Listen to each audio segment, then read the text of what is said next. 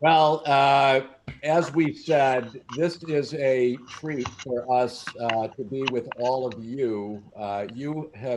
Are with organizations that we've dubbed the Sensational Six that are part of this initiative on behalf of the Patterson Foundation called Advancing Mission Thrivability, or AMT is the shorthand.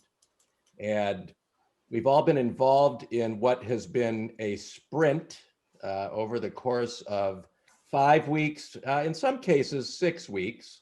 We had our weekly sessions for an hour where we did a lot of brainstorming, strategic thinking, discussion, conversation, and of course, taking action in between those to advance each of your organization's strategic decision making to drive both mission impact and economic thrivability.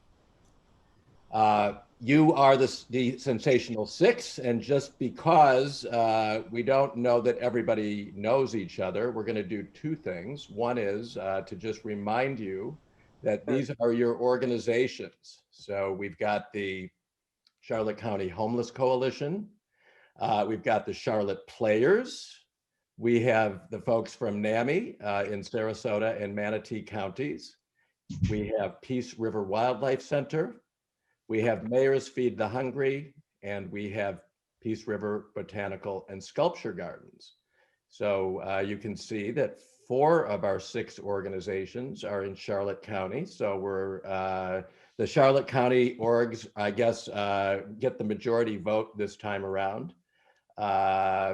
But we've had just a fantastic group that have participated in this initiative. And it's really been a wonderful experience for all of us. We do have a few housekeeping and ground rules to share, even though we've all been immersed in the world of Zoom now for, hard to believe, a year. We're just going to remind folks and share a few things. So what I'd like to do is to introduce Abby Roland. She is a fellow with the Patterson Foundation. And I think you've met Abby, but if not, you will in just a moment. So Abby, I'm going to hand it off to you to share. Hi, Mike and everyone. Thanks for being here today. So a few ground rules. Please, if you're, we'd ask that you rename yourself so that we know where everyone is coming from and the organization that they're with. So you can do that by going to if you click on the participant button at the bottom of your screen, and then go to your name, click on the more button, and it'll have an option to rename. So I'll give everybody a few seconds to do that. Looks like some are already. No. You want us to put our organization in there? Yeah, so just add, so have your full name and then just add your organization, please. Okay. And while everyone's doing that, we would ask that you mute yourself until it's your turn to talk, just to make sure we're don't have as much background noise. If you'd like to ask a question, we ask that you raise your virtual hand to talk, which again is found in that participant button, and under, I think under that, the more button at the bottom. That way we just can see the order of people when they raise their hands, the correct order. You can share questions in the chat box. We're happy to answer them there as well. We do ask, please be candid and please actively participate in the topics and in the, the various different topics. And then this webinar is being recorded for reference as we go about designing AMT 3.0. So with that, I'm going to hand it over to Josephine Eisenberg to take a few photos of us. If you don't mind, well, okay, that's fine. Let's go ahead and do that. So I will put us on full gallery view then. So just bear with me for 1 second. Hi, everybody. As soon as Mike, yep. So here we go. I'm going to take 2 photos because I have you guys on 2 screens. So I'll say smile and hold, and then I'll take the picture and I'll say relax, and then I'll say the same thing again. So give me 1 second to prep. Almost there. All right, perfect. Smile and hold, big smiles. Great, and you can relax. And give me 1 more second to get it ready. Great. And a big smile and hold. Great. Okay, that's perfect. Thank you guys so much. Look beautiful. Good, thank you. And I'll put the slides back on, so bear with me for just one moment.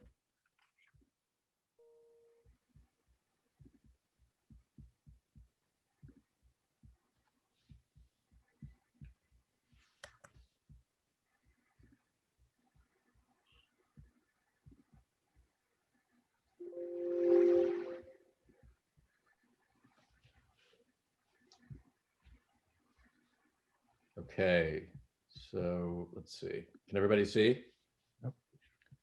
Good. Well, as you know, we like poll questions on Zoom, and today is no exception. So what we'd like to do is, before we go further, to introduce our first poll question.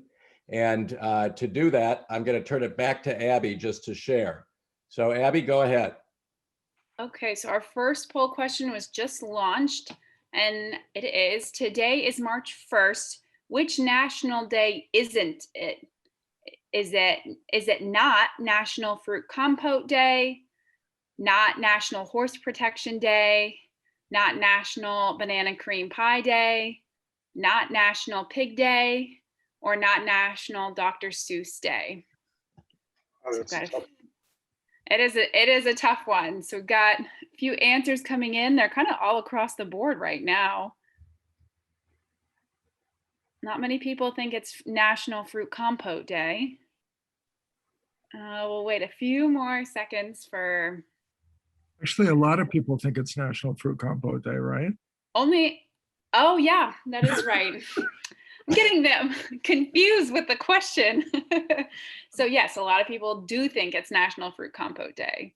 Yeah. So we'll give 2 more seconds.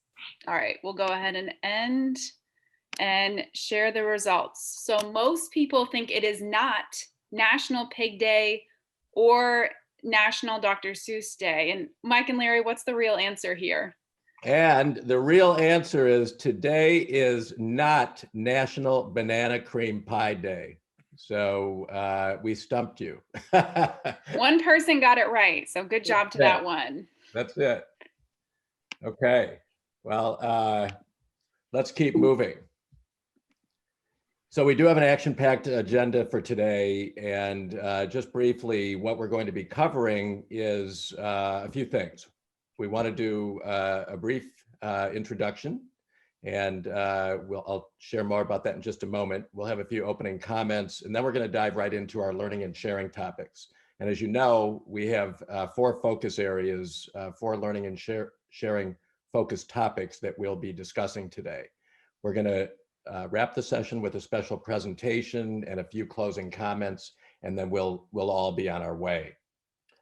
Before we move into the formal introductions, I'd like to just share that, as you know, because this initiative is one that is generously supported by the Patterson Foundation, we have with us today Deborah Jacobs, CEO of the Patterson Foundation, Michael Corley, who is the Senior Consultant for Administration, Josephine Eisenberg, who has helped tremendously with all the logistics for this session, as well as many others from AMT, as well as Abby Roland. And what I'd like to do is just to sort of kick things off and to share a few words is to turn it over to Deborah Jacobs. Deborah, if you're there.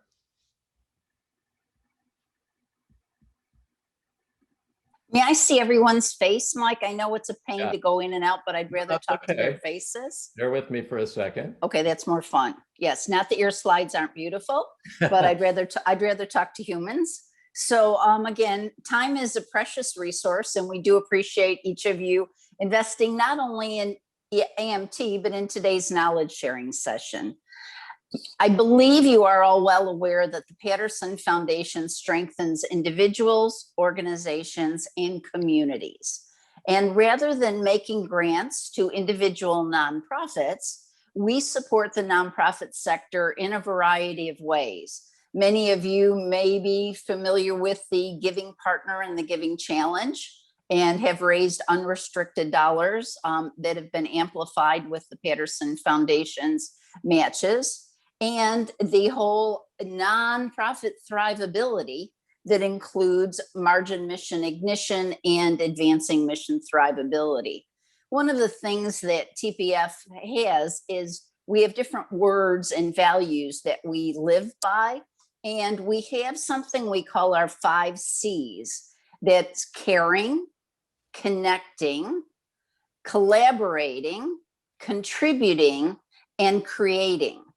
And I actually think AMT, Advancing Mission Thrivability, hits on all 5 of those, because we very definitely care about the nonprofit sector, and the nonprofit sector is only as strong as those who lead it, as volunteers who actually get extra credit than the paid staff, because you are giving of yourself for the community, for your organization to thrive and the community. The part about AMT, Mike earlier said that it's a sprint. Many of you may not think of it as a sprint because of how many hours you've had to invest in this. And if there's one thing we know about Mike and Larry, they add rigor to every conversation they have with anyone. But we hope as they've added rigor with you, that you have found it to be coming from the positive, only to help you be the very best you are in taking you to the next level. So I wanted to express my appreciation for each person who's not only on the knowledge sharing session today, but who has participated through the webinars, through the Webersations, and through your sprint together. So I say thank you. I say thank you to the TPFers who pull this all together, because it takes each one of us using our gifts in magnificent ways. So it's great to see a lot of friends on the screen and names that I have heard, seen throughout AMT. So I'm going to turn it back over to Mike so you can keep on schedule, but thank you for letting me say a few words. Thank you, Deborah. And of course, thanks to you, Michael, the rest of the Patterson Foundation team for supporting this initiative. I'm going to share my screen again, so bear with me for just a moment, and we'll keep moving. So for those of you who were on our webinars and Webersations, you know that we do like to share quotes in each of our sessions, and today's quote is certainly no exception. So we've got our friend Alexander Miles Thrivemore pointing to this quote that says, "The best decisions are made using the eeny, meeny, miny, mo method." Is that true or not true? Okay, it's not true, said no one ever. This is an anonymous quote, but the reality is that as you all know, and have certainly been very diligent about doing over the past 5 or 6 weeks as part of AMT, we took a very strategic, a very thoughtful approach to our decision making and looking at decisions through different lenses, both from a mission and an economic thrivability lens. So with that, I will turn it over to Larry to talk about today's goals. Good afternoon, everybody. We always have goals. Today's not any exception at all. Today's goals are knowledge sharing, right? So we're going to share knowledge, learning, successes, challenges, opportunities, kind of the good, the bad, and the ugly of everything you've gone through over the past 5 weeks during the consulting portion of our work with you. And also to leverage that learning between teams. So, you know, have a piece of paper out, take some notes during the session. You might learn something from another team. You might want to reach out to them afterwards. So one goal is that collaboration part, just as Deborah had mentioned just a few minutes ago. And hopefully by doing that, the whole region will benefit. So what we would like to do next is just introduce ourselves very quickly. So you just get a couple of seconds, right? So we want you to say your name, your role in the organization, and one word that describes your AMT experience. So I'm going to have Mike open up the screen again. I'm going to call on a team. That team, mute yourself and then introduce yourself and then remute yourself and I'll call on another team. Let's start with NAMI. Hey, I'm Colleen Thayer, the Executive Director of the National Alliance on Mental Illness for Sarasota and Manatee counties. And one word I would say is fulfilled. Thanks. Pat Mahoney, I'm the board chair of NAMI Sarasota and Manatee counties. What I would say is thoughtful. Great. Linda. And I'm Linda Stone, and I am the head of the program committee for NAMI, and my word is unexpected. Okay. Let's move on to Peace River Wildlife Center. I'm Callie Stahl, Executive Director at Peace River Wildlife Center, and I would say my one word is reaffirming. Anybody else? I'm Eileen Glassman. I'm the board treasurer. And I would say I found AMT to be interesting. Interesting. And I'm Jerry Jones, president of the board of the Wildlife Center, and I would say illuminating. Thank you. Anybody else? Callie, that was it, right? 3? Let's move on to Charlotte Players. Hello, I'm Sherry Moody, and I'm the Executive Director of the Charlotte Players, and my word will be energized. I'm Jenny Elliott. I'm Vice President of Charlotte Players, and my word is challenging. And deja vu, it's me again, Jerry Jones, Director, President of the Board of the Charlotte Players, and I would say motivating. Okay. Any other, Sherry? That's it? Actually, Paul's stuck on the highway. He's going to be with us shortly. Okay, let's move on. Charlotte County Homeless Coalition. All right. Hi, good afternoon. My name is Tina Figliolo. I am the Chief Executive Officer, and my one word, eye-opening. Definitely. Okay. That is one. That counts as one, right? It's hyphenated, so yes. I'm clear. Okay. All right, team. Hi, my name's Brett Hawker. I'm the board chair for the Charlotte County Homeless Coalition. And I would also say eye-opening to set that, but it's a hyphenated word, so we can count it as one. What was the word, Brett? I'm a board chair. What's your word that describes your AMT experience? I said eye-opening as well. Okay, gotcha. Yes. Joanna Pohoppin, the Director of Development, and my word is exciting. All right. I think there were 3. Hi, I'm Barbara Finding. I am the board treasurer, and my word is enlightening. Got it. Thank you. Let's move on to Mayor's Feed the Hungry. Hi, I'm Scott Beeler. I'm the executive director, and I was inspired. Hi, my name is Kathy Burns, and I'm a volunteer, and my word is challenged. Okay. I'm John Holick, and I'm a board member, and I'd say it was invigorating. Thank you. I'm Bob Donovan. I'm an advisor, and I'd say the word is focused. Focused. Thank you.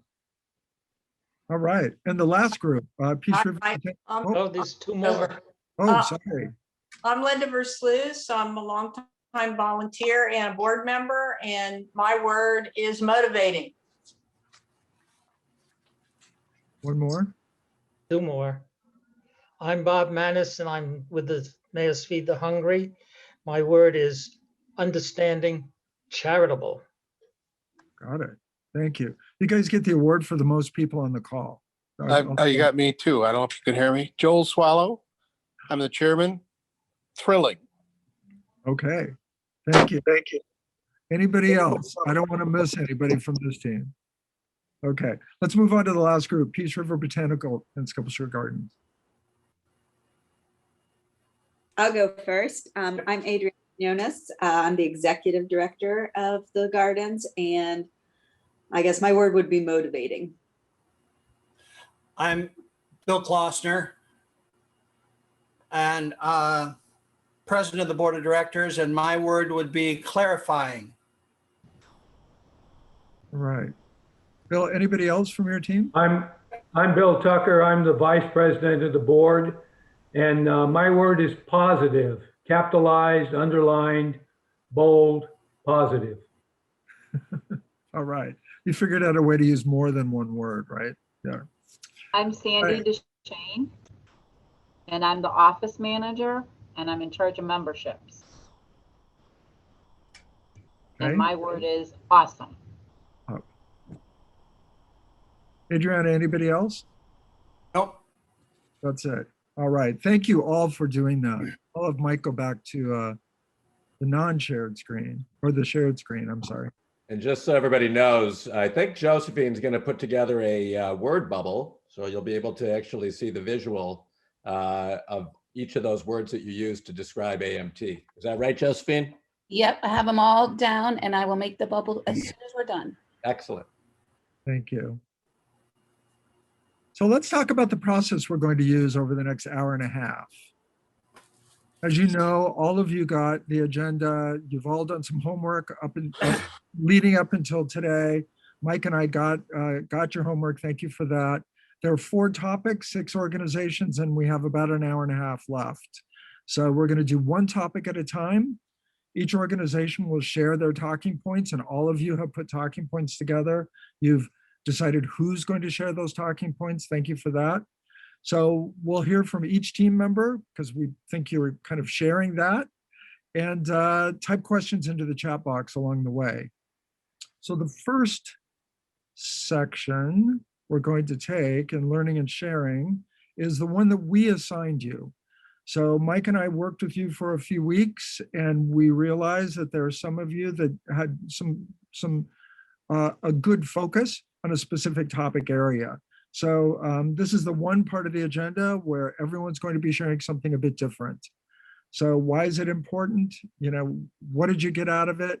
And how can your learning help other AMTers? So make sure all of you have your paper and pencil out. Think about questions you might have. Again, reach out to folks after their discussion. But we're going to hold questions until the end of each organization's presentation. And if you do have questions along the way, type them into the chat box, and Josephine and I will be tracking that. All right. Mike, do you want to go back to non-share?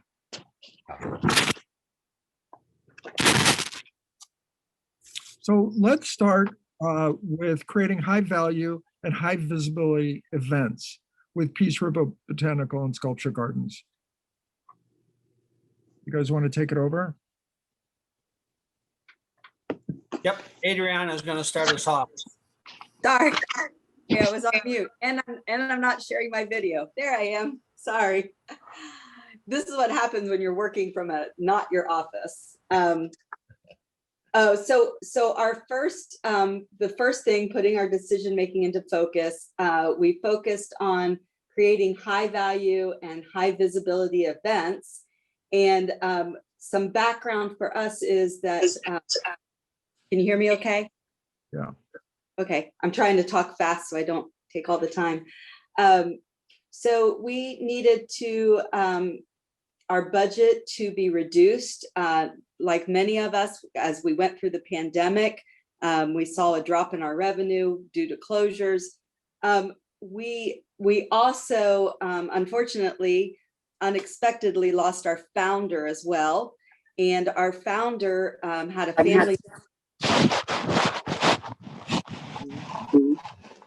Sorry, I'm hearing a lot of noise. I'm not sure if I'm being asked a question. Our founder passed right at the start of the pandemic in January 27th of 2020. And right after that, the pandemic hit. So as a result, of his loss, we also lost some funding through the Family Foundation. For our organization, like many nonprofits, but especially attractions, membership and admission are our lifeblood. That is how we continue to exist. And so without those people coming to the garden, that definitely put a strain on us.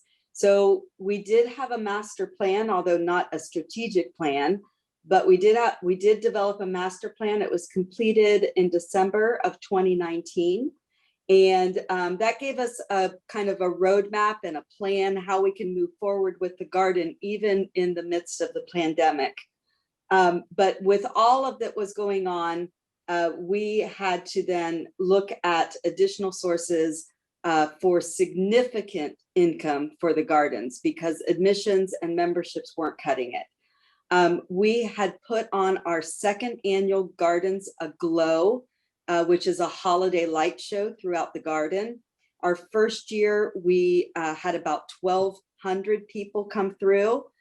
We set our expectations very low for the second year because it was in the midst of still the pandemic, just this past December. But as a result of probably everyone wanting to get out of their houses and that sort of thing, we actually had 3,100 people attend that event this past winter.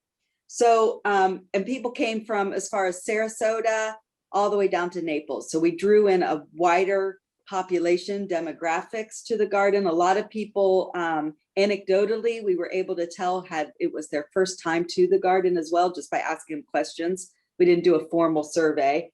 And so we decided we should use that as a model for trying to figure out what we should do next, right? It was so successful. We thought this would be a great thing. Let's think of things that we can do differently. And we came up with a lot of great ideas. I want to thank Mike. He really did help us kind of clarify what a successful event looked like, because we had a lot of ideas, but not all of them really mirrored what Gardens Aglow had did. So he really helped us to kind of focus on a few that were very significant, that could have that high value and high visibility, right? And so we looked at a few things, and I'll just kind of quickly say them and then tell you what we agreed on. We looked at having Arts in the Garden events, partnering with other nonprofits, and we are currently working on that. I had some conversation with Jerry with Charlotte Players, and I've talked to the Symphony, so we're working on that. Weekend family events, things that we can spread over a weekend and draw in a new demographic. One of the things we really liked was creating a symposia where we could have a whole weekend of garden related topics and bring in speakers and that sort of thing. But the one we really, really loved and we all agreed on was, we're a botanical and sculpture garden. We have sculptures from all over the world. And we were able to look at a traveling exhibit, which is called Zim Sculpt, which brings in a group from Zimbabwe of artists and their curators. And they bring in a show of sculpture that is all made in Zimbabwe. And I don't know if we have time to really flesh that out. We might flesh it out later. Okay, I see Mike going no. So, so that's one of the things we decided to do. We also, so we're continuing with those thoughts of how can we look at what we've done successfully so far and translate that into future events that are also high value and high visibility. It's really got our focus really well on what it is we're looking to do, what we want to do there at the garden, how we want to move forward, how we can do something that that supersedes all the bad stuff of the pandemic and still do something that can really bring in money, bring in our revenue, but stick with our mission still. So I'll stop there because I know we have a lot of people talking. So, and I'll let Mike tell me if I need to say any more. No, that's great. And I think the only add-on to that is, again, even though this was a sprint and we only had 5 or 6 weeks together, you moved this from concept and idea to action.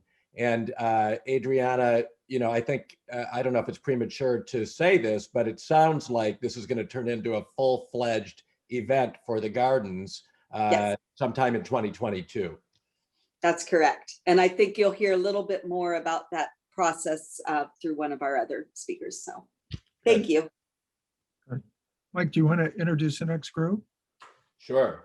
So the next topic was leveraging and building on partner successes, and that was with Mayor's Feed the Hungry.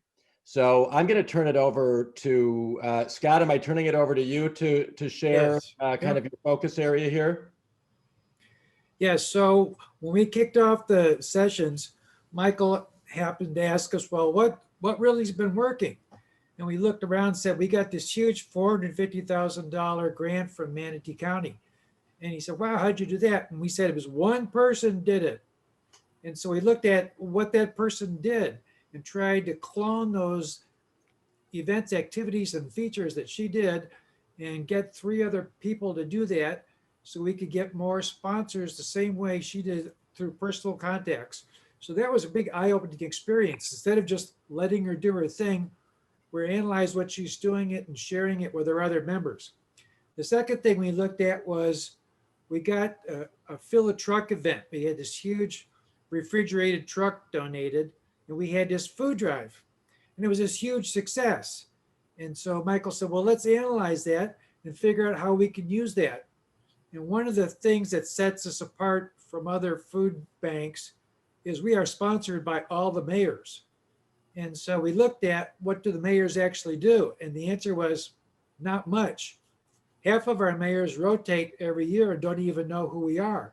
So Michael suggested use that ability to get the mayors involved. So we decided to emulate that same food drive with success at each of the mayors' towns and get them involved in it personally. So that was a great thing to get the mayors involved. And so basically that was the 3 things: clone the person that was so successful, do the same events elsewhere, and take advantage of the mayors. I'm going to turn it over to our next speaker, who is Linda. Take it away, Linda. Got to unmute there, Linda. Unmute. Linda, unmute. Okay. There you go. My area is why was it important what we planned and executed and what we learned here. Well, as Scott said, this was a banner year for us for both donations and also the CARES Act money that we received. But then the question becomes, how do we grow and keep these donations flowing by getting an ongoing group of donors? So that was one of the things that we decided we need to really look at and figure out how we could do in a better way.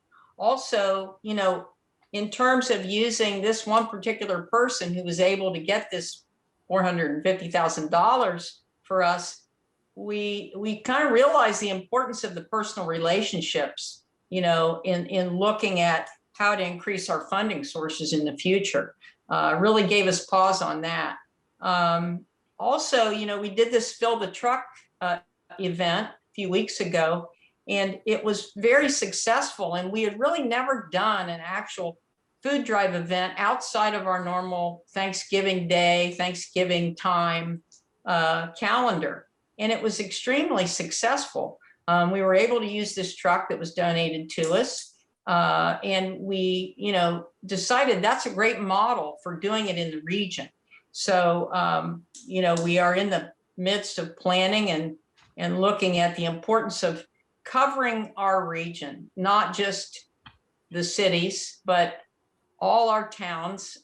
And in doing that, developing those relationships that I just talked about, the personal relationships in all those communities. The other thing that we realized that we need to, focus on is increasing our visibility and letting the public know about us and our mission. And by, getting ourselves out in all these locations where we are seeking support from the community and the mayors, visibility will occur. We have this truck, it goes around the region, we're picking up food, and we're also doing these events. So those were just a few things in looking at what we were trying to do, why the things that we were considering were important.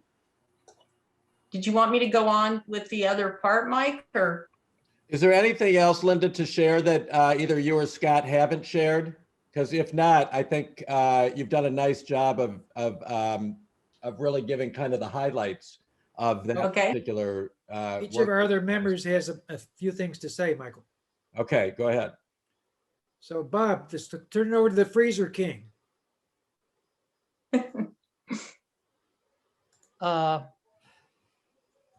One of the things that I do is special projects, and the freezers are the next opportunity to enhance the distribution of frozen foods out to the public.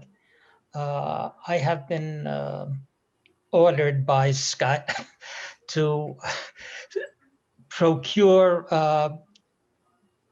the freezers at a most reasonable price. And my fellow worker is Joel, who was able to get a sponsor to make a donation to cover the cost of purchasing freezers. I've reached out to the appliance industry in the Sarasota, Bradenton area, and we have been in negotiations and still ongoing negotiations for the freezers. Thank you. Yeah, I should mention, we've got 25 different local food pantries. So these freezers are going to go out to our food pantries. So they'll have the ability to store any food that we give them from the food drives. Okay, next up we have the former mayor of Venice, John Holick. I was, introduced to Mayor's Feed the Hungry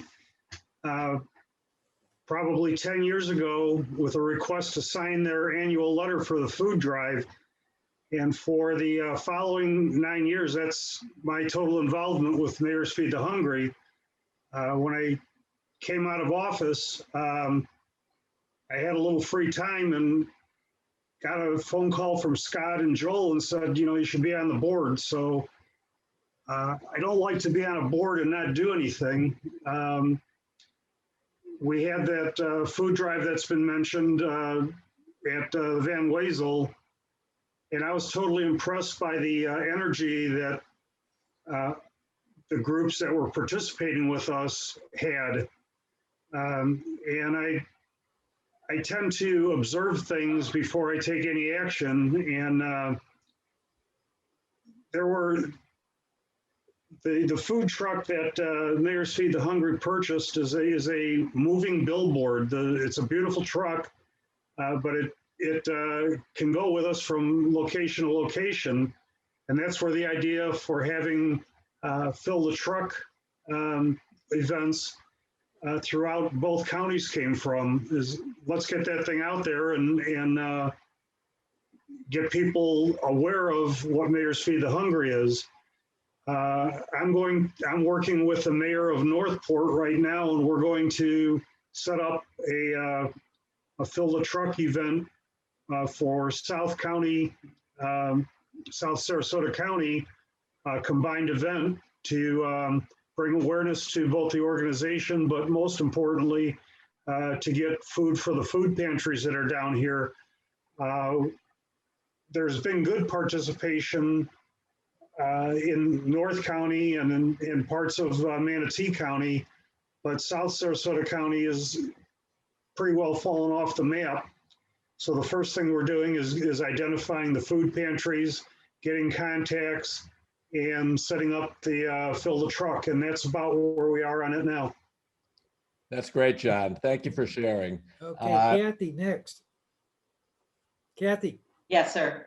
I think the thing that I look back at what we did, and our aha moment was brief in saying that, in that we, first of all, we looked at our name, Mayors Feed the Hungry, and we weren't paying enough attention to the word mayor. And then John was at the meetings and we started to realize he had strategies for how we could better engage the mayors in our community. And the other thing that needed to be looked at was our mission statement. And as I said to Scott recently and to the board, you know, in less than 3 months, actually 2 months, we're only at the beginning of March, we've redone the mission statement, approved by all of the members on the board. We've begun the idea of how can we take the value of a former mayor like John Holick and the woman who has the strategies that you heard talked about earlier for gaining money in the community. And we're talking about having them do a videotape sort of as a training session for the rest of our programs, of the 25 programs, feeding programs that we have. So people can hear two people discuss what works, what doesn't work, what you can try, what you can't try. I think more than anything else, I'll just say we moved from duh to action. We're doing things. We're solving some of our problems, and we're feeling really good about ourselves. Agreed. Agreed. Lots of, Okay, Bob lots of Donovan, you want bringing to talk about ideas. our communication? Scott, I'm gonna just interrupt for a moment. We're gonna keep moving because we're still on this first topic area. Okay. So we're gonna keep moving, and Larry, I'm gonna turn it over to you to go to the next group. Great. I'd like to introduce Tina from Charlotte County Homeless Coalition, and the focus is mobilizing volunteers. So that was definitely one of our topics that we talked about. I'll take it over, Tina. Yes, thank you. Thank you, Larry. Thank you, for everybody. Definitely with the Homeless Coalition here in Charlotte County, we rely on 80% of our daily operations every day being performed by volunteers. So once the COVID pandemic began last year, we had to really close down our volunteer basis because our demographics of our volunteers are primarily in that more high-risk areas. So what we did is we really understood the true value. We learned even more so, especially with the pandemic, of how much we rely on them on a daily basis in every program area, and also at our Fab Finds, our resale shop, which is our earned income revenue stream. So when we looked at each program and we went through the SWOT analysis, it was really amazing how we really just had eye-opening moments, which is why I picked my word, eye-opening, and really went through program by program and realized some of the programs that we thought were high mission and low return were the complete opposite, and how much we relied on each of those program areas really that focused on volunteers. We realized we needed why it was important to us. What do we get out of it was, we need a clearer strategy of not only recruiting volunteers, but also training, cultivating, retention, orientation, matching volunteers to some of the different positions that they're more aligned with, especially our earned income, our store, our resale shop. Because we were spending way too much on employee expense. And that's where we had our big aha moment of looking at how much, even though we increased our employees, that our revenue stream, our retail income hadn't been as high. So we automatically made changes. It was eye-opening and a shocker, and we kind of grouped together, and we'll go into that later on. But the fact of that, improving the training for our volunteers, keeping them, we have over 400 volunteers a month who come through our front doors in various ways, but how much we do really realize the work that they do and help us perform and adhere to our mission on a daily basis. All right. Thank you, Tina. So there you go. All right. Mike. Okay. So the next focus area was what we called monetizing offerings in new ways, which is a topic that I think many of your organizations can relate to, but in particular, Charlotte Players. I'd like to introduce Sherry Moody, or Sherry, if one of the others is going to share, I'll turn it over to the Charlotte Players team. I think you're on. That's mute. me. That's me. I said I'd kick off to start with. So I'm the Vice President of Charlotte Players and had fun being involved in this whole process. So as a community theatre group, of course, nearly all of our presentations are presented in our fabulous little black box theatre.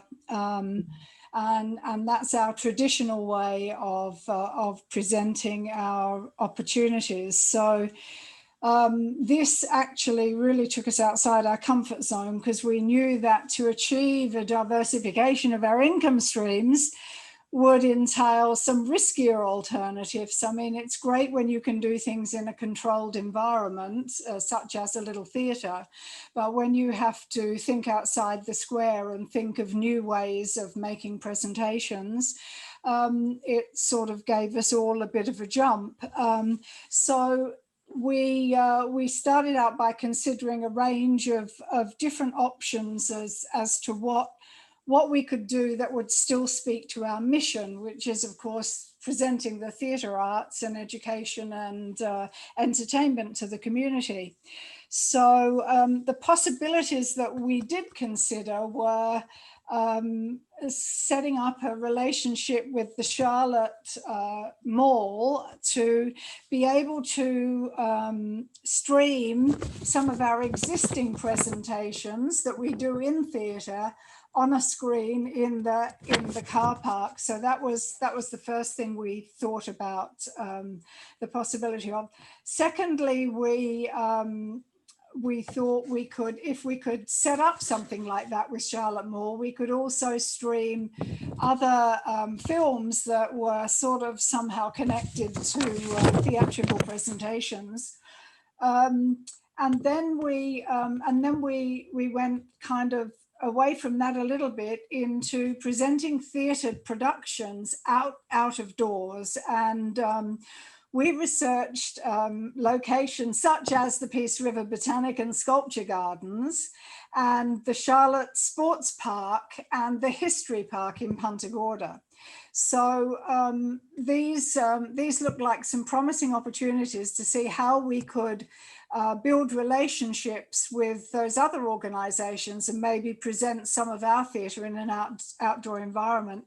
So we did a SWOT analysis of all of those identified opportunities. And we also, as you've heard, we held preliminary discussions with the leadership of the other organizations, and they were pretty positive. Obviously that's at the very preliminary stage. And so, you know, for us, we decided that presenting outdoor entertainment in this way would be a new concept for us and provided us with a new way of monetizing the offerings that we provide with Charlotte Players. So that was basically where we got to in that initial presentation, and we'll go more into things in the other sections. That's great, Jenny. Thank you. And again, I mean, I think it's important to underscore that, you know, in 5 or 6 weeks, the sprint took you from just brainstorming concepts and possibilities to actually going through, looking at options, doing site visits, analysis, and then ultimately thinking about your own recommendations as a team on what to move forward with. So that was a nice synopsis of kind of this first topic area. All right, Larry, I'm going to turn it back over to you. The next group is Peace River Wildlife Center, and I'll introduce Cali for the topic of positioning for strategic planning. And I have to say, Cali, Mike and I were going around about, what do we call this? Do we call it big changes in the air? Do we call it strategic planning? What are we going to call it? So this is where we landed. We call it, oh my God, what are we going to do?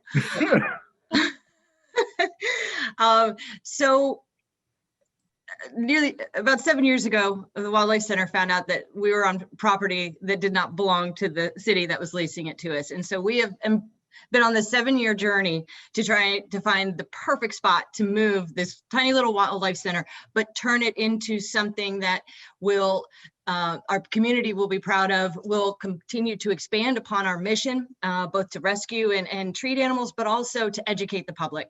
And we finally found the perfect home.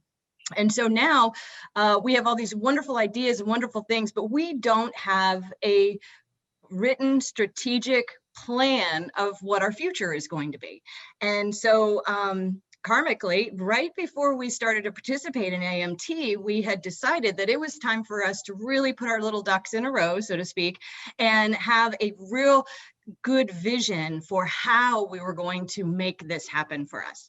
And so in discussing this with Larry, we thought that that was really the best thing for us to really pursue with the advancing mission Thrivability. So we began to seek out a professional to help us construct this strategic plan, because we don't want to just throw together something. We need something that's real and that we can take and make successful when we implement it. So during this process of working with Larry and AMT, we started to evaluate all of the different aspects of the Wildlife Center. And we did this through the SWOT analysis, which was amazingly helpful because it helped us first we had to analyze our current revenue streams, find out what's really working for us, what doesn't work for us at all.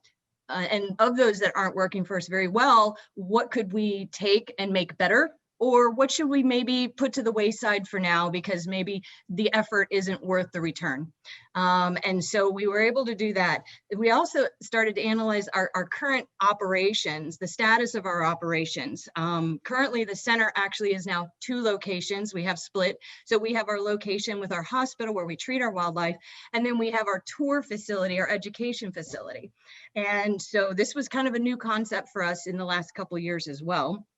And so we brought in those aspects of our hospital, our visitor center, and our gift shop and e-store. We also then started to analyze the current status of the facilities. Hospital's great, it's a brand new building, it's wonderful, beautiful. Our education center is falling apart as we speak. We hold it together with bubble gum and duct tape at this point. We also then wanted to look at our forward motion, where we were going. Our hospital location is a temporary location because of our limited ability to expand there. And then now we have this great place for our new education facility, and we're starting the development and design of that. So, we have all these wonderful big plans, but we also need to make sure that we are able to support these new facilities financially and figure out how we can turn these wonderful ideas that we have into a implementing plan that we can follow and thus make ourselves successful.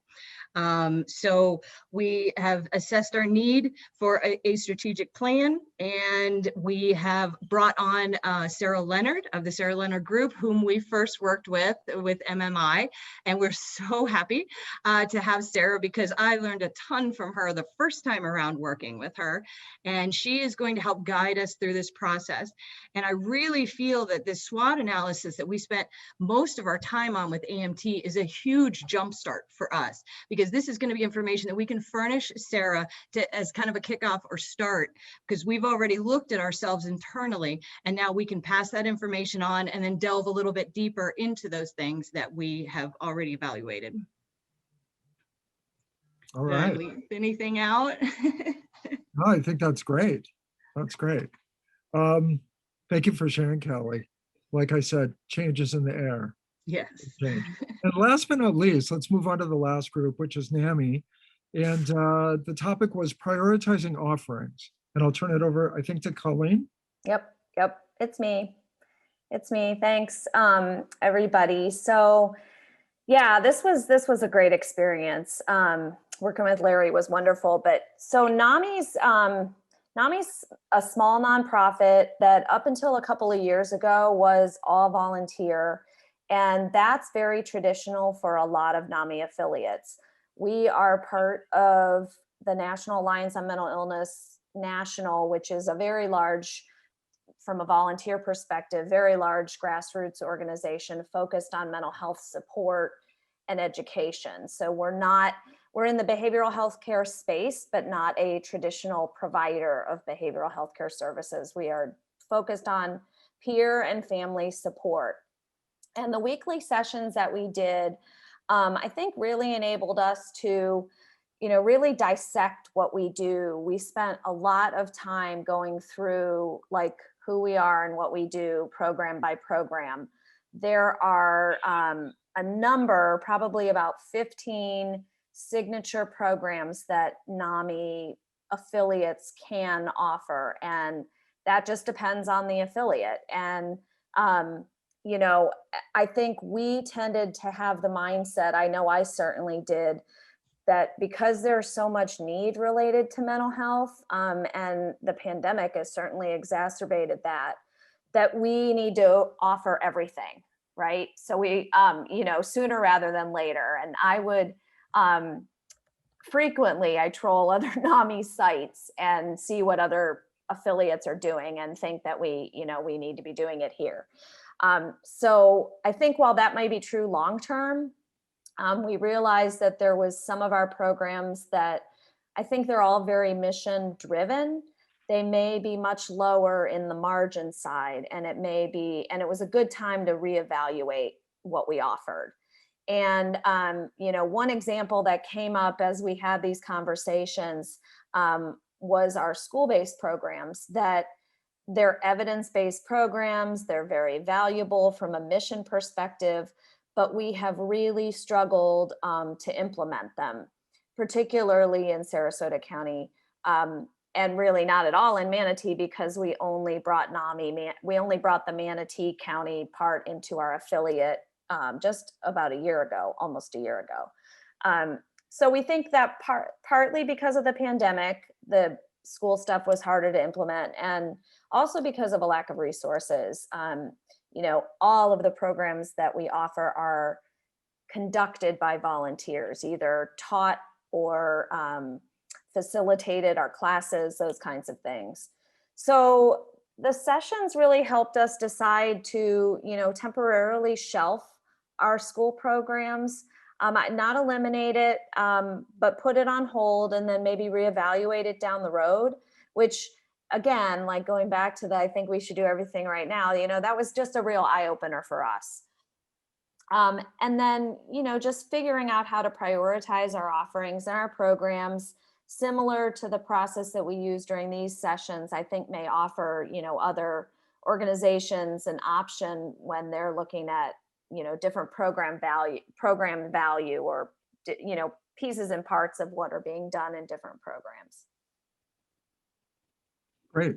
Thanks, Colleen. I will turn it back over to Mike.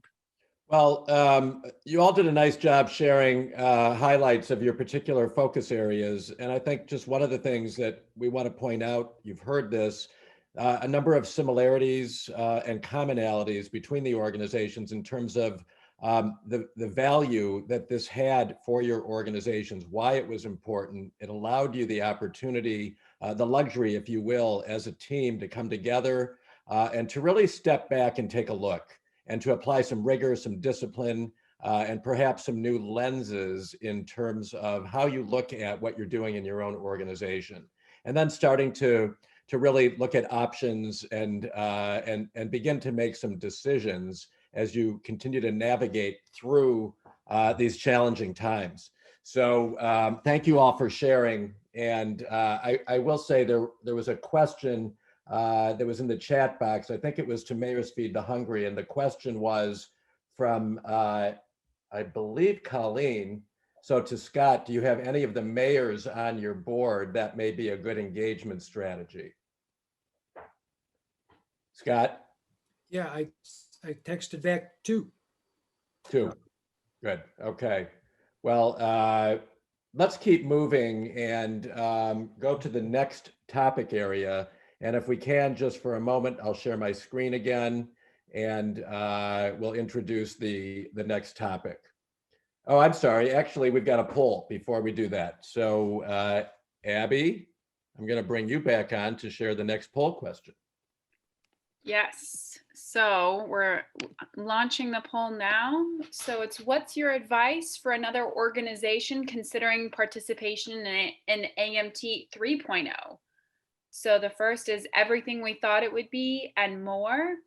2 is a bit of a bumpy ride, but well worth it. 3 is run away as fast as you can. And number 4 is, let me get back to you on that. So we got a good number of, thankfully, no run away as fast as you can. That's always nice to see. It is. We'll wait a few more seconds for everyone to submit. All right, so we'll go ahead and end and share the results. We definitely have a winner here. Everything we thought it would be and more. So 2/3 of you felt that way, and the other third thought it was a bit of a bumpy ride, but well worth it. So in the end, we're grateful to hear that this was well worth it to everybody. And we didn't have, as Abby said, we didn't have any of the runaways as fast as you can. And I'm not quite sure. Let me get back to you. So thank you all for sharing, and we'll keep moving. So let's introduce the second topic, which we call Expect the Unexpected. This is always an interesting question that we like to ask, because when you all raised your hands, submitted your advancement packets, and made it through our rigor and process to participate in this initiative, there were definitely things that you just didn't expect. So we'll start with the first part of that, which is to share the single most pleasant surprise and how you've taken advantage of that. And then if you could also share the single most significant hurdle or challenge and how you've overcome it. So I'm going to start with the first, let's see, why don't we go to Peace River Wildlife Center? So not sure who's going to take this one from that team, but please take it away, Peace River Wildlife. And I'll stop my screen share. Okay, this is Eileen, and I'm taking that part. Eileen. The unexpected surprise was that in working with Larry, he, I don't remember at which session, but we started talking about our strategic plan and the need for it, and what we could accomplish with it and so forth. And the surprise of that was that we had already thought of it. We spoke with Sarah prior to even starting the AMT. And we are currently in the process of signing a contract with her, getting a couple of little things straightened out.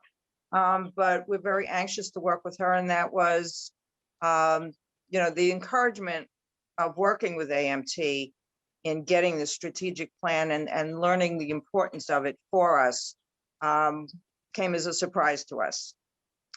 And our biggest hurdle, now the 3 of us on the AMT were Cali, the executive director, myself as the board treasurer, and the president, Jerry Jones.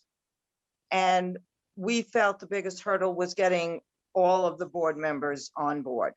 I mean, even though we wouldn't need all the board members if we were taking a vote, but we wanted all the board members to be looking forward to this and participating in it as well.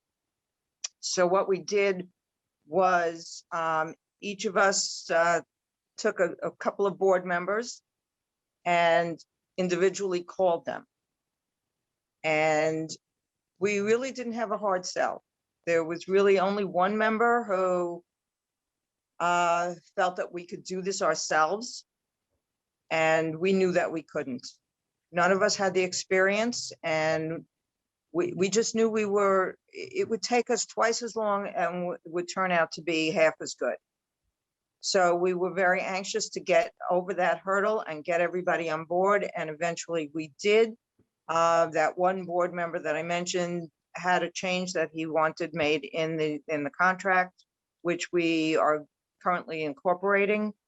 So that was our hurdle, and we did overcome it. Good. All right. Well, thank you for sharing that, Eileen. You're welcome. If we can go to your Charlotte County neighbors, Charlotte Players. Not sure who's going to take this one, but Charlotte Players, please share I'm going to. This is Paul Reed. Sorry for my late arrival. Had a little last minute family issue, but I'm glad to be here. What really surprised us most was just how risk averse we seemed to be when it came to moving outside our comfort zone, which is performing in a theater environment. And we had to look at that, and really took a while for us to mentally and psychologically get away from that we don't have to be inside a building with an audience sitting in chairs. Some other surprises we got were we talked to two different organizations locally. One is Charlotte Parks and Recreation about using the Tampa Rays spring training facility, and also this local mall, which is Charlottetown Center Mall. We thought they would welcome the opportunity to bring in visitors, but we got quite a bit of resistance. Maybe Parks and Rec isn't the I may be mistaken though. But anyway, Jerry, step in if I got that wrong. If the Parks and Rec is the group we were talking about the sports bar, the sports arena. Yeah, no, it is Parks and Rec. The Charlotte County Sports Stadium is cooperative, but they're not going to throw out the Tampa Bay Rays so we can put on a show. After that, we're okay with that though. Yeah. So and right now, the biggest hurdle for them right now is spring training is literally starting, and so they don't want to talk to anybody about anything until they get to spring training. So those were our biggest surprises. The most significant hurdle we encountered really was the same as our greatest surprise, which was that we had a lot of risk aversion to thinking outside the box. How can you perform theatrical productions away from our theater? And we had to really think long and hard about ways to do that and be flexible about it. But fortunately, the process during AMT really helped us overcome that hurdle and open our minds to new ways of presenting theater arts, most of which involve moving outdoors in a couple different venues, which have become very interesting to us. So that's really how we got through some of those hurdles. That's great. Thanks, Paul. And yes, I think, one of the beauties of AMT is this whole idea of opening your mind to possibilities. And when you give yourself the permission to do that, because you've got nobody, to say no, it does take you off in directions where perhaps you haven't been. So thank you. We're going to go to the next team. Again, we're going to go to another Charlotte County organization, Peace River Botanical and Sculpture Gardens. So who's going to talk about expect the unexpected for this team? I'll do that, Mike. 1L. Okay.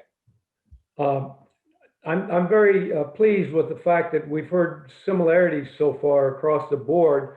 So I'll cut this short to about 10 or 20 minutes. Is that enough? So what we were pleasantly surprised about was that through advancing mission thrivability methodologies and the no mission, no margin facilitation, that we progressed in a very short time, like all of you, in 5 weeks, by focusing on systematic analyses of our situation and apparent options to arrive at a basic workable plan, which encompassed essentially two things: our great need and how to go about a capital campaign, which we kind of kept in the back room for a while, and secondly, a major membership growing and community outreach activity. We've made great strides. The sprint really was a sprint, but it was a productive sprint, and that was a surprise to us. In addition, through this process, we've developed a list of additional viable membership and funding activities and events that we can be further refining and implementing going forward. They're kind of on the back burner, but we're keeping the heat up on that burner so that we can continually visit these and pull off as the opportunity arises. We want to be ready the next time a pandemic type thing comes along to be ready to move with something that will react to it in a positive way. As far as a hurdle, I think this is kind of like what all of you have gone through. Our particular specifics are the unexpected loss of the Gardeners founder and visionary early last year, followed by all of us experienced this the quick onset of the pandemic, which created a difficult situation with a very high level of uncertainty. Some of us at the Gardens even were worried about this might be an existential threat for the future of the gardens. They could end here at any time, we were concerned. Some of us even thought, because of this somewhat unusual relationship too that we have of a private family foundation that established and owns the property and the sculptures of the garden, and Gardens Inc., which the four of us represent who are on this call today, we manage and operate the gardens, but we don't own the gardens and we don't own the sculptures. This uncertainty became a hurdle that was cause for two entities to do some thinking and to redevelop a reset of our relationship. This is a work in progress. However, we feel we have overcome this problem by applying precepts and problem-solving analyses processes that we acquired through our AMT sessions, and we thank you very much for that. We're now working closely together and have both learned that there's an adequate room for reaching consensus on important activities and objectives that are important to fulfilling the missions of each of these entities. Thank you very much. We really did get a lot out of our work. We thank the Patterson Foundation for allowing this to go forward. Thank you, Bill Tucker. Bill with one L. It took me 2 weeks to learn that we had a bill with two L's and a bill with one L. So thank you for making that clear to me. All right, the next group, we're gonna go to NAMI. So who from the NAMI team is gonna share Expect the Unexpected? That's me, and I'm going to pull up my notes. And I too want to say thank you to Patterson. Patterson has been just a great partner in the community. So I wanted to say how much we appreciated it for NAMI. So one of the things that I want to underscore is that the offerings from NAMI are all free.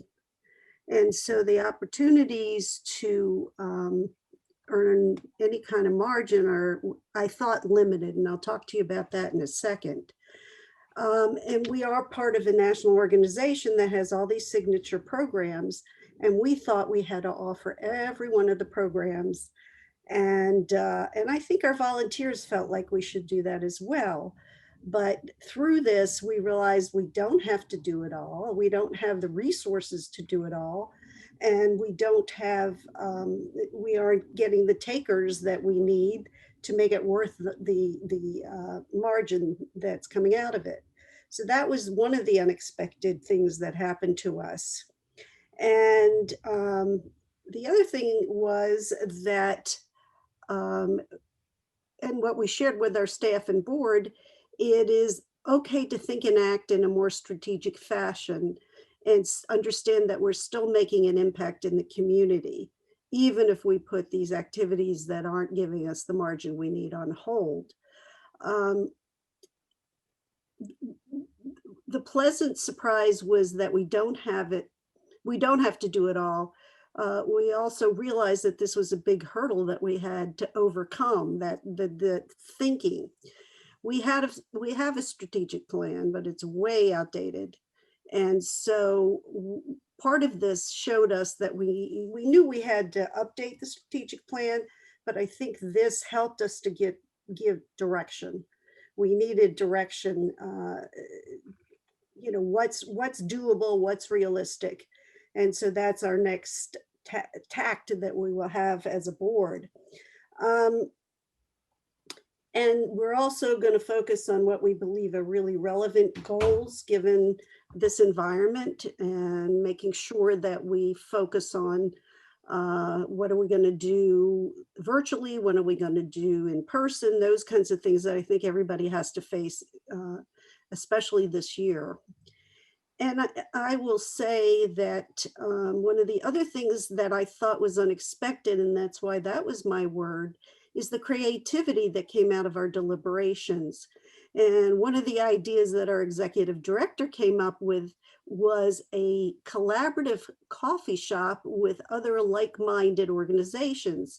And when you think about that, it makes consummate sense to try to look at that and do some planning on that. There are organizations in our community that do vocational training and they have a kitchen. There are organizations in our community that have clubhouses for people that are experiencing mental illness and they need opportunities. So I think that, to me at least, that was one of the most unexpected things that came out of this, was just our creativity, or actually it was our executive director's creativity. So I give kudos to her. And that's it. We're going in a direction that says we'll do what makes sense for us at this time. We will have a plan that we follow, and we will look at something that actually brings in some money, since we don't have a lot except for, you know, grant funding and those kinds of things. So thank you. Thank you, Linda. Yes, creativity, ingenuity, again, even during a sprint, being able to use that, exercise the creative gene to look for opportunities and possibilities is a real benefit of this work. Okay, let's go to Mayor's Feed the Hungry. I'm not sure who's going to share on this one, but to Mayor's Feed the Hungry, expect the unexpected. What can you share? All right, so when we first signed up for this 5-week seminar, I thought, oh my God, not another seminar. I don't have time to do this stuff. Been through so many, and you take a few notes and it's boring. I was totally blown away and surprised by how effective it was. What a unifying thing it was to get us all together for 5 weeks. We learned so much from each other.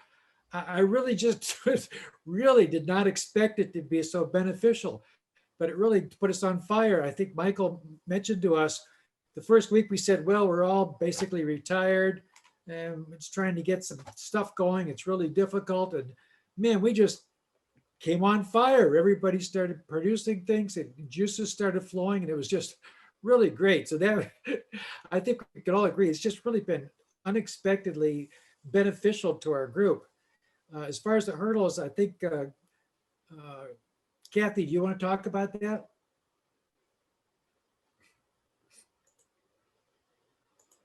You got to unmute yourself there, Kat. Hurdles. I think what I would say about hurdles is that we recognize that there will be. We're on a high right now, and realizing and taking some stock and enjoying the ideas which have turned to action, but then also realizing that there are going to be hurdles in front of us. And we already know that there are people in the room with solutions, and that there's a level of energy among the board and our program, the people who run food programs, that we've never seen before, to put idea to action, so that we are not any longer a two-month feeding program, November holiday season, Thanksgiving and Christmas, but we are a 12-month program because people need food 12 months. We've also turned our focus to, I don't know if this is a hurdle, but we're ready to take the jump over that, to also feed pets, because we know the people coming to us are looking for that kind of help. And we have seen that be already respond to a need in the community. We have numerous hurdles, but I think we're in a position. Our Zoom meetings weekly also have taught us the value of meeting and strategizing together regularly. We kind of hold ourselves to a level of challenge to get over hurdles. How's that sound? That's true. Well, I think the only thing I would add to what you shared, Kathy, is that, you know, one of the hurdles that we initially talked about was how do you, as an organization, really bring the name of your organization to life in terms of Mayor's Feed the Hungry, and do it in a way that will leverage kind of all those strengths that you have. And I think so much of the conversation, the discussion, and the ideas and thinking that were developed were really intended to bring the mayors from the, I guess, the 9 towns or cities together and figure out ways to really bring your brand to life, perhaps in ways that you haven't done before. And I give you guys credit for, again, in 5 or 6 weeks, really mobilizing the troops and figuring out how to get out there and do that. So, you know, kudos to you all. All right. The last of the sensational 6 to share on this topic, Expect the Unexpected, is the Charlotte County Homeless Coalition. So who's going to take that one? Well, this is Tina again. For us, the SWOT analysis really refocused our work group to all the programs of the organization and the services that we provide. We have 4 key programs, but then on top of that, we were able to also really dive deep into our resale shop because the last time when we did the SWOT analysis per our strategic plan years ago, the store is new. It wasn't even in existence when we did the original SWOT analysis. So revisiting the strengths and the weaknesses, that's when we really dove in and we really realized how we are in need of more volunteers for the shop and how it's so different than the organization. Number one, we have an issue, and this is a part of a hurdle. We're at 2 separate locations. So of course, it's real easy to recruit people to feed and house and that warm feely with the organization that volunteers like to appreciate the work of the nonprofit. But it's a little tougher to sell the, hey, come and sort clothes and, you know, go through items and things like that. So we struggle on having enough volunteers in the retail end of it. And that hurdle that came to fruition when we realized the employee expense in comparison to the retail income was much more than expected, and how we need to really increase our volunteer task force, so to speak, down at the shop. And the analysis of that was not the same as we grew our employees. Our retail did not grow at an even rate. It kind of took off where our employee expense went up when we hired a few more people part-time, but that didn't necessarily increase the income. So we've already we've already identified those hurdles, and that goes along with the volunteer recruitment, training more, really engaging more with the volunteers so that they want to pick up extra shifts and be part of the store, which then gives the net profit, moves the net proceeds over to the programs and services. So connecting that mission. Wonderful. All right. Well, thank you, Tina, for sharing, and thanks to all of you for sharing Expect the Unexpected. So in the interest of time, we're going to move on to the next topic. And let's see, Larry, do you want to introduce the next topic? Sure. The next topic is communication. So all of you have some talking points for this also. And what role did communication play during the last 4 or 5 weeks? Who did you communicate with and how did you do that? So this might be a bit of a faster share. So who did you communicate with and how did you do it? Why don't we start with Charlotte players?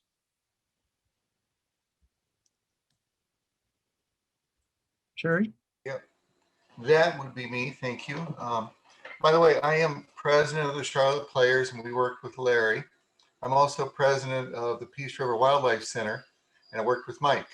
So, or was it the other way around? Because you guys switched off when we did the 100X. It was the other way around, but that's okay. Well, that's right. I just want to provide as much information I can to the people who are here, and I know what they're thinking. Larry, Mike, which way to go? So I've created the AMT's Got Talent show, and at the end of this broadcast, I will reveal which way to go between Larry and Mike. But in the meantime, with Charlotte Players, we communicated quite a bit with, as Paul indicated, quite a bit with people in the community. Adriana mentioned that we spoke with her about performing there. We've talked to the people with Parks and Rec. We talked to the people who ran the baseball stadium where they raised to spring training. We talked to the people at the mall to see if we could set up shop in their parking lot to show movies there. Just across the board, it got us out, got us involved in the community. Sometimes we had a positive response, sometimes we didn't, but we wouldn't have gotten anything if we hadn't been pushed to do that through this program. So we learned to communicate with other people around us, and it's going to lead to some things. So it's very beneficial, and I in the long run, it's going to help us a lot. Well, with you involved, Jerry, we knew communication was going to take place. So there you go. I'm really looking forward to that outcome at the end of this session that you were talking about. Gotcha on pins and needles. Okay. Okay. Let's Like Corley said, we have to introduce a poll question. So Ed, you'll have to think about that. Wow. Wow. Let's, Tina, let's go back to you. Homeless Coalition, communications. Who'd you communicate with? Okay, so Brett was going to get this one. Okay. I can do it if he's still on the line. Brett is there. I am here. Y'all can hear me, right? Yeah. You All go. right. So as far as communication, once we received the press release from the Patterson Foundation, when that went out, the CEO, which is Tina, emailed the board of directors, also posted it on social media to announce the project. Communication was really the key in this entire process. By completing the SWOT analysis, it presented and showed some of our major gaps that we had, especially with our volunteers. If it wasn't for the AMT sessions, we probably would have not realized our gaps for quite a little bit longer than we did. Our work group for this project discussed the actions needed to take and how, and how to begin the process of making changes immediately. For example, like the resale shop or staffing issues that Tina had talked about, our CFO, a board of directors, our volunteer coordinating, the communications throughout this process has occurred through Zoom and in person. But a couple things, we've already made some changes with our resale shop and cut our employee expense. Just today, we had a face-to-face meeting to discuss the future of our foundation board. And I just wrote down a few things also. This process has triggered us to look at all of our processes and reevaluate them on a more regular basis. It's kind of a great reminder to all of us, boards and organizations, that we don't ever be complacent, right? Change is always necessary. It's always occurring. And three things about change: it's inevitable, it's good, and we have to be accountable to that change. And without evaluating that, we'll be far behind the curve. Last thing is communication within this organization and all of our organizations is in between the board and the organizations it's just paramount to be able to deal with the change and continue down the successful path. So thank you. Awesome. Thanks, Brett. Let's move on to Peace River Botanical Gardens. So communications, who and how'd you do it? All right, thank you. It's going to be me sharing that. We've always had good communication, but what we found with the AMT sessions, it helped us clarify, which is why I use the clarifying as my word, but it clarified and focused those communications for us as a team. But additionally, having the outside non-biased viewpoint from Mike, really helped our team focus on the ideas and solutions in a concise and effective way. We communicated with as many of the stakeholders on a lot of different levels. Our AMT with online and in-person communication was both written and verbal. We worked probably more than we would have normally. The Gardens Board of Directors, my Board of Directors, as well as the Tetrell Family Foundation, we kept them updated on a regular basis of what was happening, why we were doing it, and making sure that we were having their support. Adriana and mostly Adriana, but others talked with members of the Sensational Six, discussing the specific groups like that have been mentioned in the past, whether including capital campaigns and partnerships and marketing options to amplify our reach and and to reduce our costs. We use the Patterson Foundation press release and blog information on our social media and with internal communications.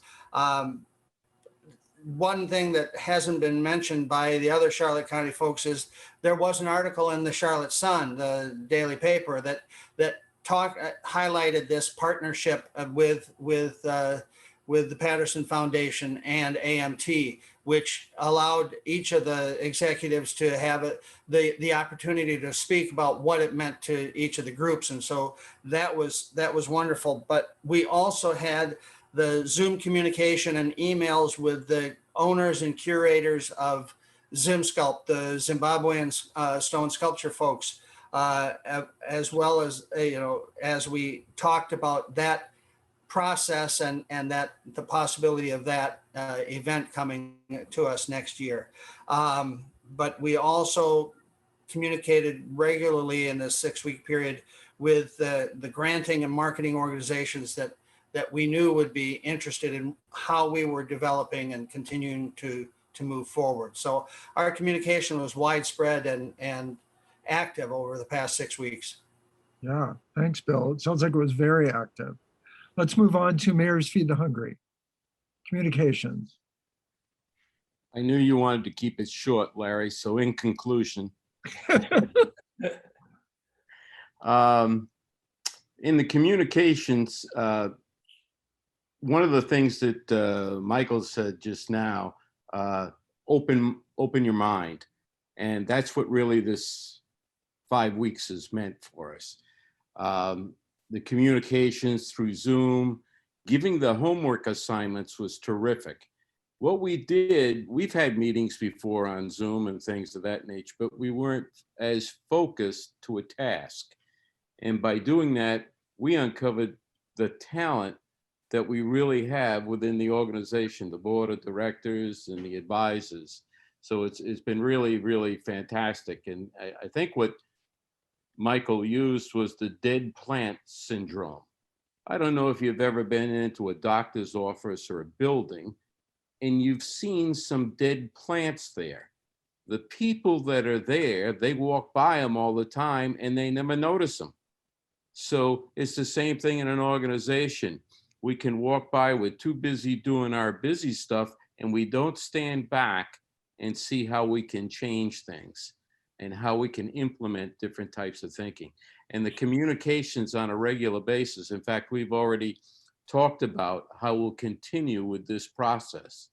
So it's been fantastic. And Michael's been pretty good at keeping us informed in where we are and summaries and, encouraging us. So I want to thank you guys and also the Patterson group. And thank you so much. Appreciate it. Good. Great. I wrote down the dead plant syndrome. I will use that in the future. If you do, pray me, if you will, okay. Okay, let's move on to Peace River Wildlife Center. Me again, Jerry. Eileen kind of alluded to this in her presentation, but our communication, it was really important that we communicate with the board. We want to engage Sarah Leonard to do a strategic plan, a funding plan, and a capital campaign plan. It's coming to, we're talking about more than several $1,000s. So it's an important decision for the board. And I am not inclined, we have a fairly big board. We've got 12 people on the board and I don't see them every day. And I just don't want to drop this in their lap at a board meeting because it's very important and then have short-term decide. And I don't want to be surprised by what their decision is. Going in, I want to know what the response is. So that's why I asked Eileen and Cali and I approached board members individually prior to the board meeting, telling them what was going on, what we needed, why we needed it, asking if they have any questions, gave them the proposal to review. So by the time the board meeting rolled around, we had everybody. So that's the communication we did, and it was effective and it paid off for us. Great. Thanks, Jerry. Yeah, it's everyone's just a little close to it. So it's better to keep people informed, especially your board. It's a great job. Last but not least, NAMI.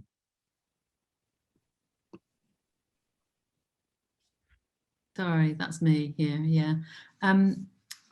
Our communication was, we certainly posted the information about our participation in AMT on the web and on our website, on Instagram and Facebook. But our communication so far, I think, has been more internal, but will plan to take that externally. We've had board discussions. We're going to have more board discussions. And one of the things that I think we thought about in more detail was how we work with members and volunteers on the next stage of our plan. That's something that we're trying to work on. That will link to how we develop our strategic plan. But I really felt that it was sort of, you know, a very focused and efficient use of our time, and you know, having Larry keep us to task each week, you know, that was very useful, because as other people have said, it is quite hard sometimes to take the time out and to use that in a focused way. So thank you, Patterson, for doing that. Good. Pat, you only cried a few times when we're on our calls, right? I'm kidding. Sorry? I said you only cried a few times on our calls. Cried? I'm kidding. I'm kidding. Yeah, Larry's tough. We all know that when it comes to these two consultants, Larry's the toughie, right? Yeah. Okay. Communications. I will turn it back Kelly, over to we Mike. can't hear you. I'll turn it back to Mike. Go. Okay. So last question, our last topic area, which just choose one as you're thinking about the pandemic and beyond. And hopefully this pandemic will lift sooner rather than later as more and more of us are being vaccinated.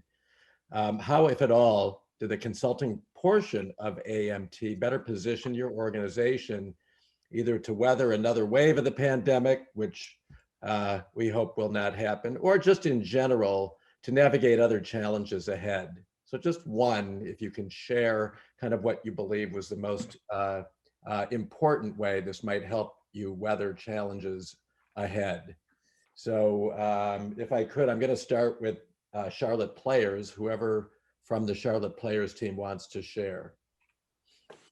Okay, Mike, I'd be glad to tell you that I think the most important thing that we received was, I'm going to talk about Deb's talk about the 5 C's. These little mini subgroups that we've had to put together, because we're very fortunate also to be in the express feedback. And that's a little mini group between the board and staff, and then this group. Mm-hmm.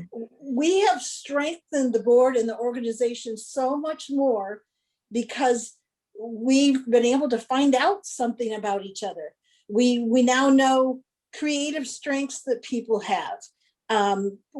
During board meetings, we don't normally allow people to contribute that. And these little mini meetings have, you know, we've been able to do that. We found out things about each other so that we care more about each other.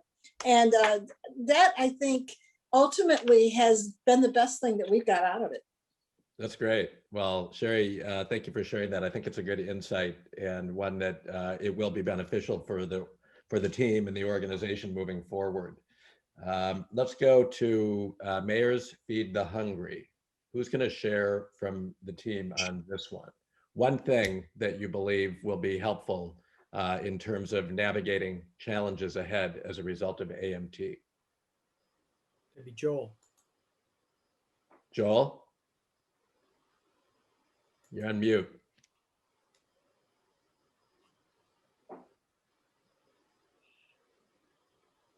Oops. No.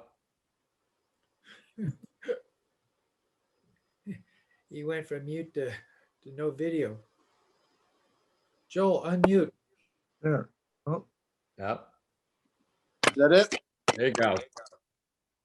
The most important thing in my mind, and I really appreciate everybody that has made comments and so on, but I think it was the level of communication we had and the ideas and the sharing we had on the Zoom calls that we did.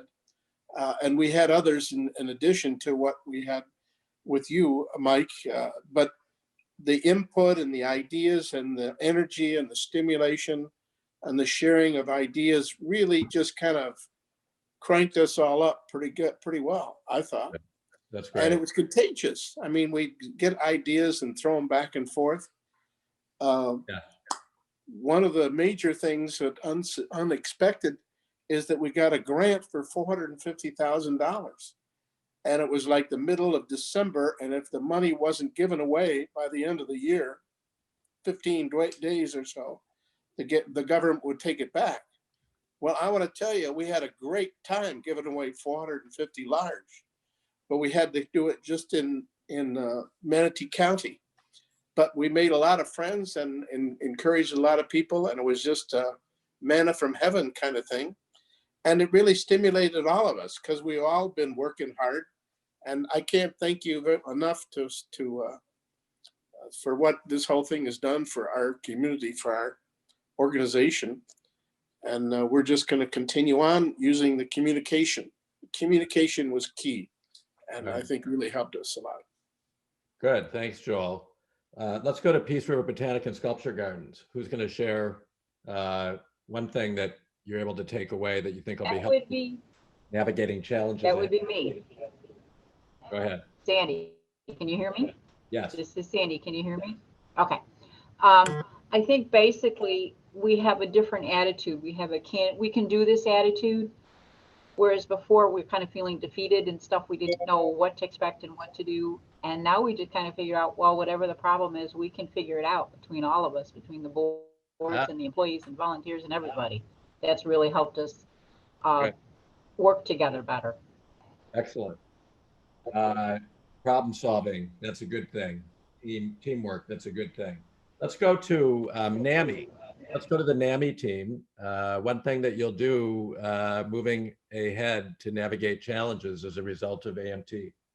Sure. Well, just following up on what you just said about teamwork. I think one of the things that this really highlighted for us were the value of partnerships going forward. And, it's another avenue of support.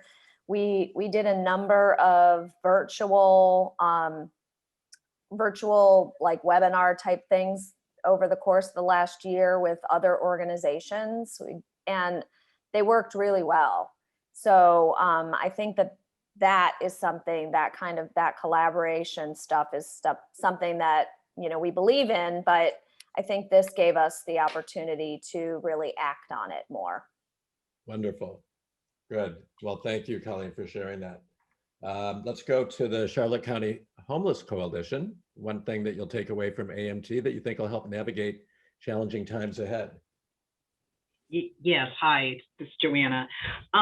For us, it was again by looking and analyzing our programs by using the SWOT, really diving in and seeing the truth in what was happening with our programs. I think that was the plan for us for the future, is that not just scanning over it and trying to figure out the program, but really going deep and understanding what was going on, and even our employees, the expenses, that we were counting for all expenses, the volunteers as well as the employees, and just now knowing that we have to do that in all our programs and continuing to do that so that we can implement good ideas, because we know if they're going to work, we have a good idea if they're going to work, and not just going by our gut, but really analyzing everything and expanding the strong areas that That's we good. have. Joanna, I think, again, just pulling things apart and really looking at them carefully, dissecting and applying some rigor and discipline.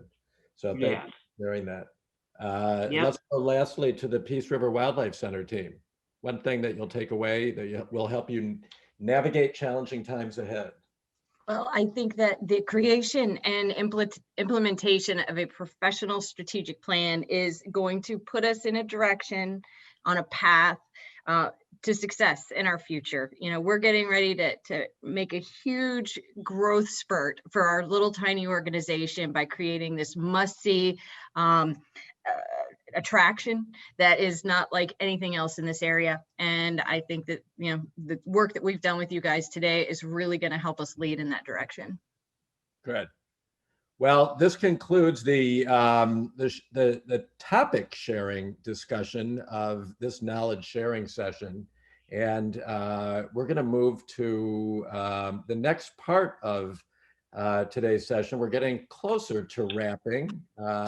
We've got about a little bit more than 10 minutes. So I'm going to go back, pull up our slides. And I think for those of you who have been involved with us, whether it's through Margin and Mission Ignition or Advancing Mission Thrivability, you'll know that we like to share a special presentation, which in this case is to call out each organization and recognize you for something that was particularly unique and distinctive for your organization.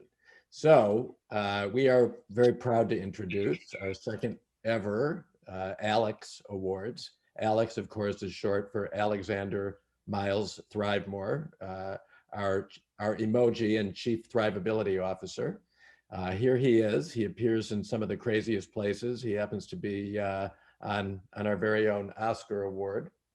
And so without further ado, we'd like to introduce our first AMT Alex Award, which we call the Ideas to Action Award. And this goes to one of the Sensational Six organizations who I think truly exemplified taking a concept, an idea, and really something that was very much part of being a theoretical discussion, and within 5 to 6 weeks, truly bringing it to, taking action to bring it to life, so that it is now a very real, and I think what will ultimately be an exciting initiative for 2022. So this award goes to the Peace River Botanical and Sculpture Gardens. And we say to all of you on this team, congratulations for turning ideas into action. Okay, we're going to go to our second award, which, Larry, I'm going to turn over to you. So the second award is Tightening the Budget, Financial Action Award. And I think you heard a group talk about budget tightening every time they spoke today, just about. And they've done a phenomenal job at realizing that maybe they could do that. Maybe they were too close to it in the past. And once we all took a step back, they realized they could make some changes and make some changes quickly.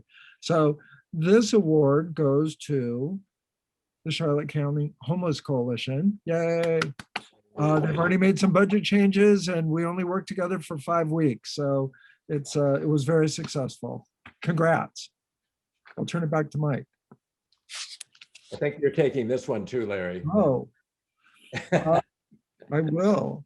So this one is Pause Programs, Propel Possibilities.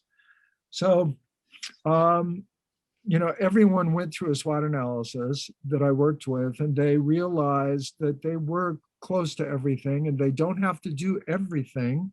And maybe there's some things that are in those low margin, low mission category that maybe they could just put a pause on, or maybe they could just stop doing altogether.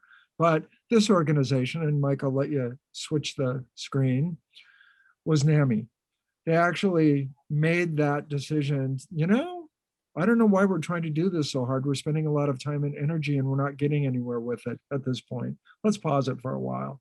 So, and you heard them mention that throughout their presentation together. So congrats on making that decision, realizing it, and just putting some things aside for a while and focus your energy on things that you can actually make a difference on right now. So congrats. Thanks.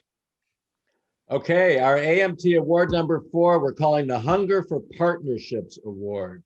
There was one group in particular for whom, well, maybe the word hunger is appropriate, but perhaps more importantly, this idea of partnerships and leveraging ones that they had and making them stronger, whether it was Impact 100 SRQ or the mayors in 9 cities, or Shirley, who was a partner who helped the organization identify a significant funding stream. So we applaud Mayors Feed the Hungry for their work in this area and congratulate you as a team for really excelling in this area. So congratulations. Yay, crowd's going Your wild. Hunger for Partnerships Award. Okay, Larry. The next one, getting poised and positioned for a Thrivability Award. So you heard this group talk throughout the day that big things are coming down the road for them. Lots of change, lots of activity. And so this group is Peace River Wildlife Center. They're moving locations. They're doing a strategic plan. They're starting a major fundraising effort. Lots happening. And as I say that, Kelly's probably, her heart's palpitating as I'm talking. So congrats. Okay, last but certainly not least, the last of our Sensational Six Award goes to the organization that explored to-go opportunities. And this award truly was about looking for ways to go beyond their own venue and take it out into the community for others to ultimately benefit from. So no surprise here, Charlotte players. We applaud you for all of the exploration that you did in this area, and we look forward to seeing how the to-go opportunities come to life. So congratulations to each of you and to all of you for doing, I guess, what you did to make this initiative a success. But we're not done yet. So we've still got, let's see, I'm looking at, we've got 6 minutes before we wrap. We are going to get everybody off on time. But what I'd like to do is to introduce one more member of the AMT and TPF team, and his name happens to be Michael Corley, to share with each of you a little bit more. So Michael, I'm turning it over to you. Hey, thanks, Mike. And I just, on behalf of the Patterson Foundation, let me give thanks to a few people. First, Abby and Josephine, in order to get to this point of this presentation today and the logistics throughout, really can't thank you two enough. So I really, really appreciate that. We're here. And I also want to thank you. We have a lot of fun with Mike and Larry, but these two guys, and I've had an opportunity to work with them for the past, good Lord, about 7 years, and they're really masters at what they do. It's an honor and a privilege for the Patterson Foundation to have them in the family and to help support the nonprofits through, MMI originally, now AMT. Mike and Larry, another stellar program today. And I want to personally thank you two for everything you do for our community. It's really special. So thank you very much. Thank you. And for those of you on the call, I tell you, just sitting back for the last 2 hours and listening to all the work that you've done in in a really short period of time, it's exhausting just watching and listening. And so I commend you all for what you're doing to transform our communities through your organizations. And it's something very, very special. And the Patterson Foundation really appreciates the amount of time you've put into this work through AMT. And so as a special recognition, what we want to do is we want to give every organization a $2,500 unrestricted honorarium as a thank you for your time. Thank you for supporting Mike and Larry, but more importantly, thank you for what you're doing in your communities. It has not gone unnoticed, and we appreciate it very much. Thank you. Wow. Well, that's fantastic. Thank you. Michael, thank you to you and Deborah and the rest of the Patterson Foundation for that generous award or honorarium.